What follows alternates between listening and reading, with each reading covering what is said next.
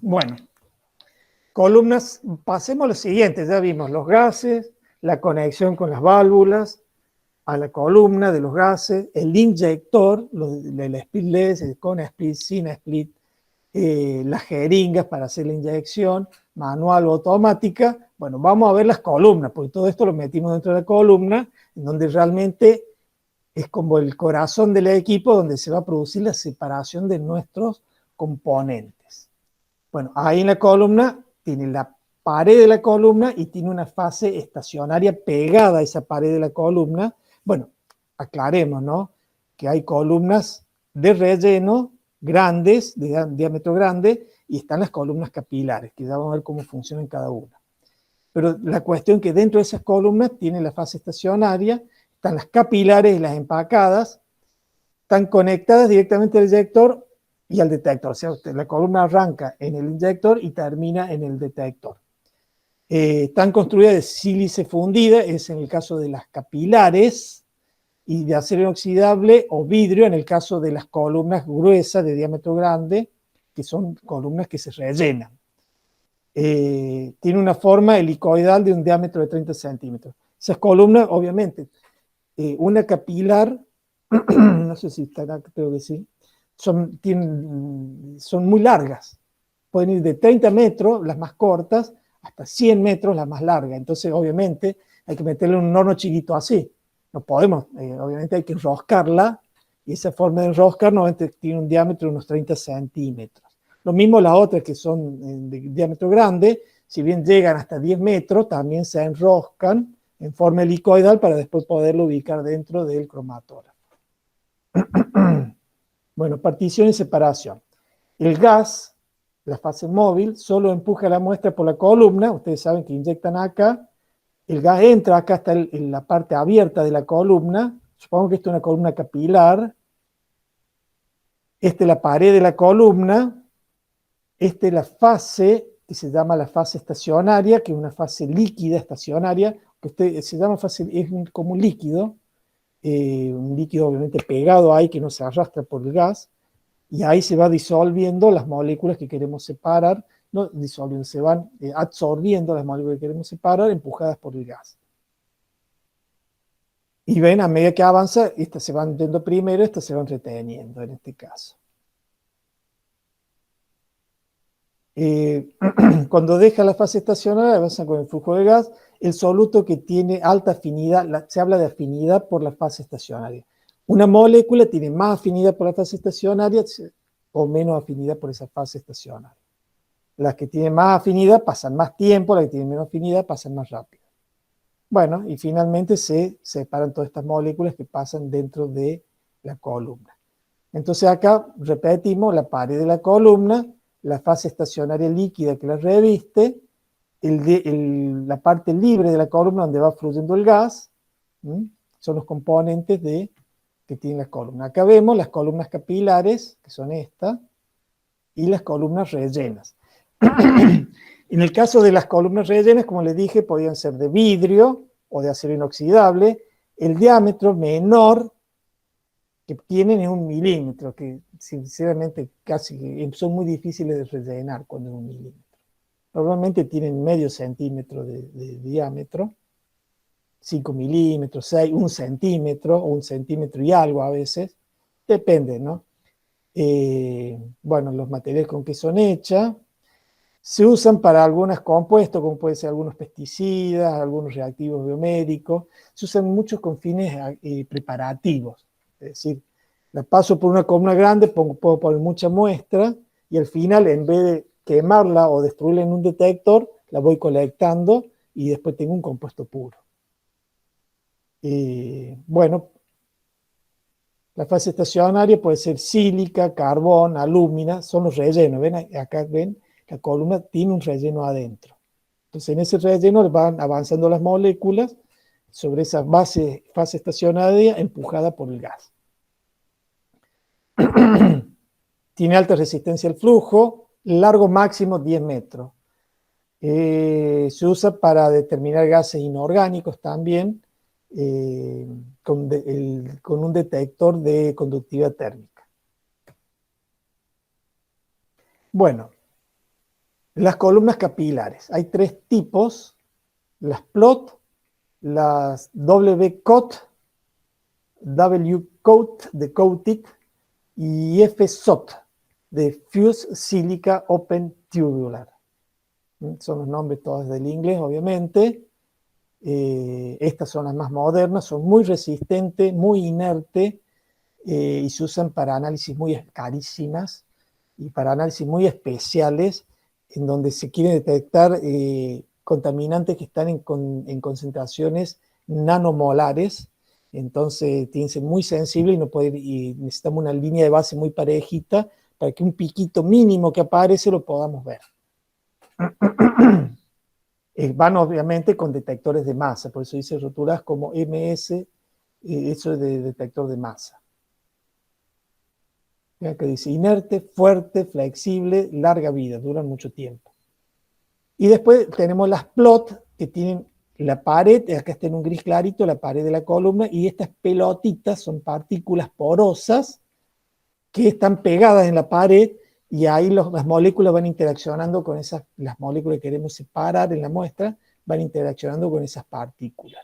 Estamos hablando acá de un diámetro interno de 0,3 o 0,25 milímetros, ¿no? O sea, nada. Entonces entra la muestra y esa muestra se va pegando a la pared y va siendo empujada por el gas.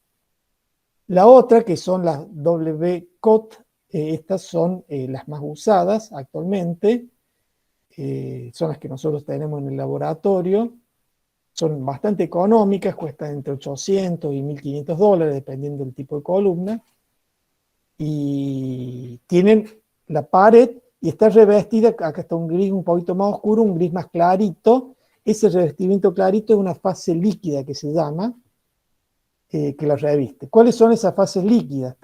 Por ejemplo, puede ser el dimetil polisiloxano, esta es la Elite 1, por ejemplo, bueno, un nombre más comercial, soporta hasta, fíjense, es no polar, o sea, sirve para separar o moléculas medianamente polar, o polares no, porque salen muy rápido, o apolares de baja, de no tan alta apolaridad.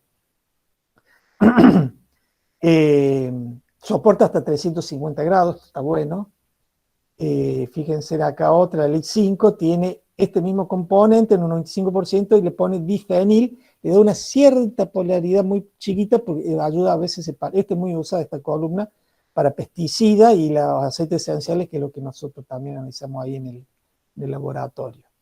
Tiene a 350 o 310 grados, que es la resistente realmente este componente. Después tenemos las Elite FFAP, son ya columnas polares, o sea que acá las moléculas apolares pasarían muy rápido. Normalmente son para moléculas apolares, pero pesadas, como pueden ser los ácidos grasos. Ahí en ese caso se usan las WACS, que es de polietilenglicol. Estas soportan hasta 260 grados, porque si no empieza a sangrar la columna. El sangrado de la columna es cuando empieza la fase esa líquida, empieza a salir y va pasando por el detector, y el detector detecta que sale algo, pero no es una sustancia de que estamos analizando, sino se está destruyendo la columna. Entonces usted la ponen a una wax a 270 grados, va a comenzar a salir el relleno líquido de la columna por el detector y nos va a dar un desastre. La línea de base, que tiene que ser bien plana y baja, la línea empieza a ser como una pendiente hacia arriba, eso porque está sangrando la columna. Bueno, dependiendo del tipo de columna, es lo que queremos analizar, obviamente. Por digo, ácido graso, el ideal es una WOX. Para aceites esenciales, una, ¿cómo se llamaba? La Elite 5, por ejemplo. Bueno, pasamos la muestra por la columna, se separaron los componentes, cada componente tiene un tiempo de retención distinto, va saliendo bien puro cada uno de ellos, separados totalmente del siguiente, lo ideal.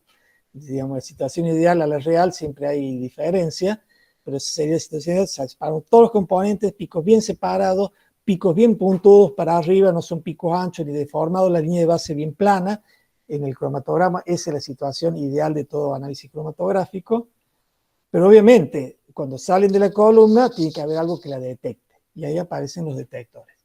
Vamos a ver tres tipos de detectores. Este que está acá, que es el detector de ionización de llama, el conocido como FIT. el detector de conductividad térmica y el detector de espectrometría de masa. Bueno,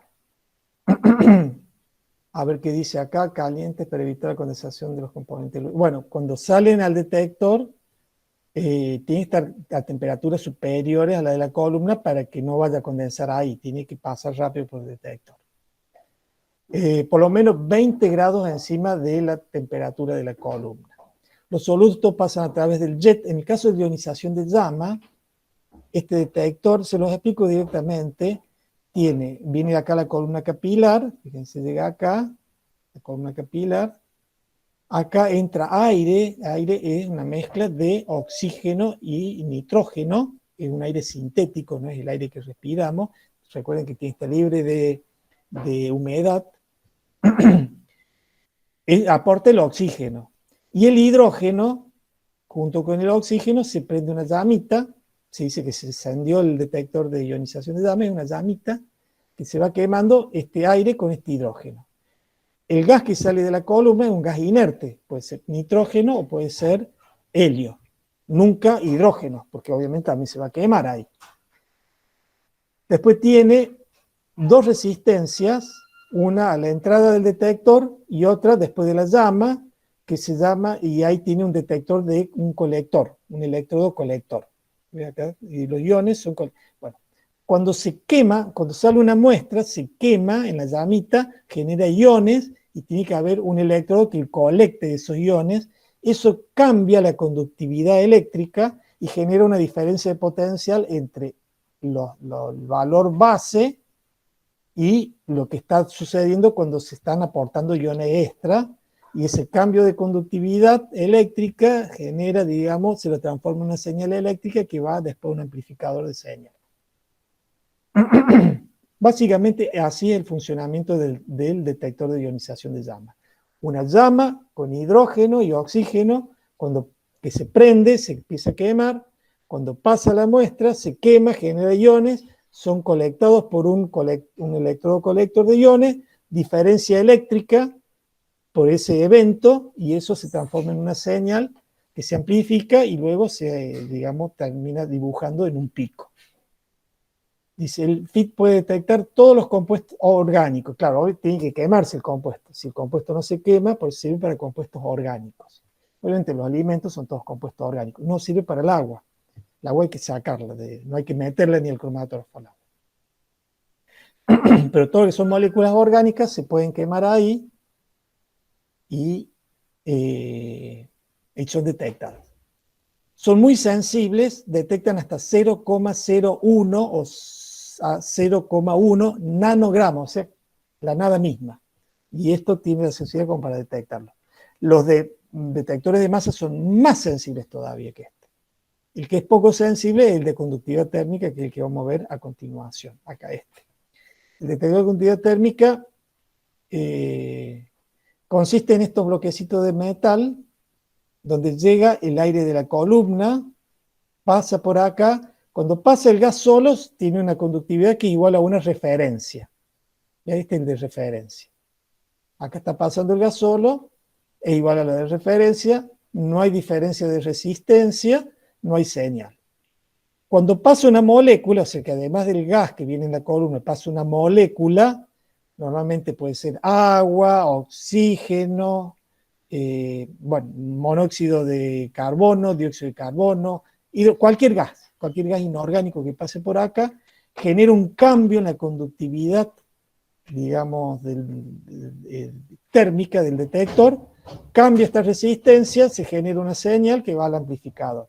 Así se vería en un dibujito, ¿ven? Acá ingresa, acá va la referencia, cuando pasa la muestra, tira dentro un electrodo, que se detecta la diferencia de conductividad y genera la señal. Cuando hay diferencia entre estos dos, digamos, electrodos, ahí manda la señal para que sea amplificada. Bueno, se usa para compuestos inorgánicos. Sobre todo como muestra que tienen agua y queremos ver, digamos, alguna cuestión ahí que tenga alguna molécula inorgánica. Acá no hay problema, se pueden correr muestras con agua. En cambio, en el otro, normalmente el agua se elimina porque termina dañando a la columna.